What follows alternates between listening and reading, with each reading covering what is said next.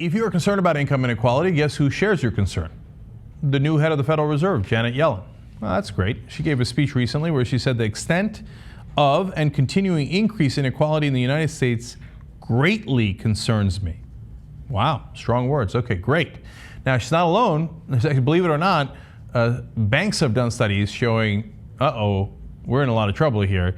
Here's the Huffington Post quote on that. Swiss bank Credit Suisse warned that inequality in the U.S. is at levels that have been associated with recessions in the past, with one key measure at its highest level since the Great Depression. Remember, we fixed the problem, right? I mean, we got out of the Great Recession and everything's fine now.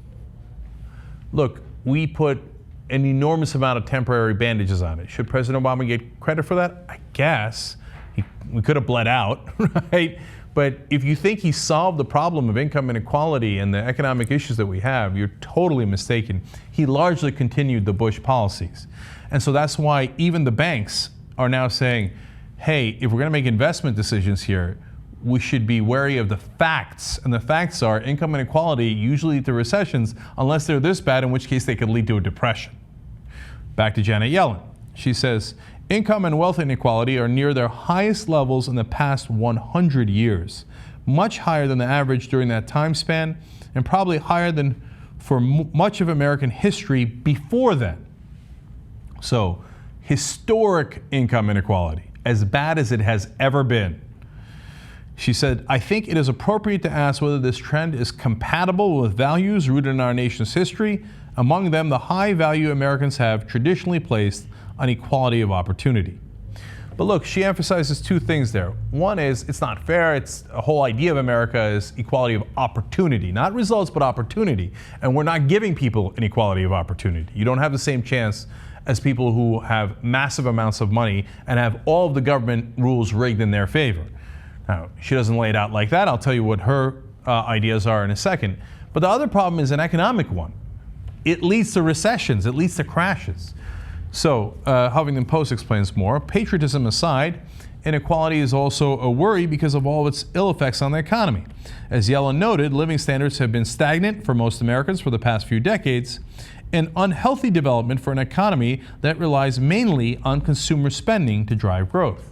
Now, this is why the head of the Federal Reserve and a lot of the bankers are also concerned. They're like, hey, look, the whole economy that we thrive off of, that we make a lot of money from, is driven by consumer demand, but we've, bled that rock so thoroughly that the consumers don't have a lot of money to spend because we took it all.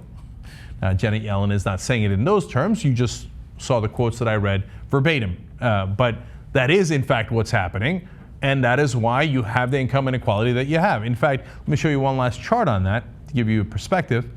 Here is one measure of income inequality, and you see it, of course, spike right before the Great Crash in 1929, and then it spirals all the way down because of the crash and the Great Depression, and then throughout the years it's been rebuilding, and then recently big jumps up, and now we're at a point where we're almost at the same place we were right before the Great Depression.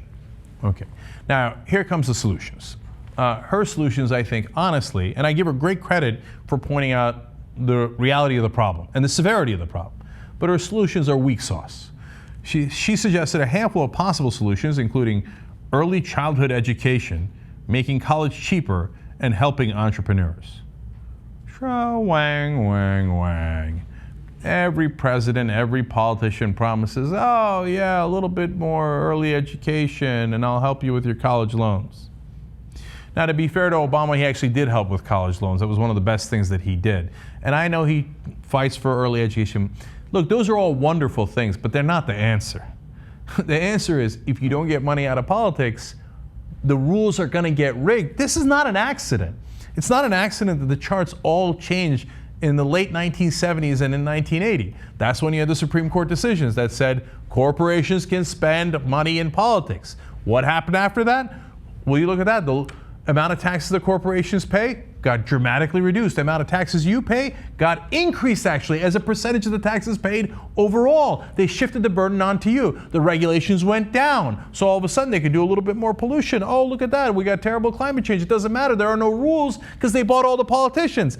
That's the root of the problem. The rules have been fixed by the people who bought the politicians. But Janet Yellen can't say that. So she comes up with pretty language about kindergartners, right? No. The real root of the problem is the bankers that unfortunately the Federal Reserve quite often represents are the ones who rigged the rules against us and created the income inequality in the first place. Finally, Huffington Post explains, the Fed might even have made income inequality worse with stimulus measures that have boosted stock and bond prices, mainly a boon to the already wealthy. Yellen noted that the wealthiest 5% of Americans own 2/3 of all stocks, bonds, mutual funds, and other such financial assets. Well, the Federal Reserve has done all these things to boost the stock market back up. Then they have, and the stock market goes to 2/3 of it is just the top 5% in this country. The other 95% of you, good luck to you, brother. Gee, I wonder why we have income inequality. Because of all the things our government has done and the Federal Reserve have done. And both represent the richest people in the country, including the major banks.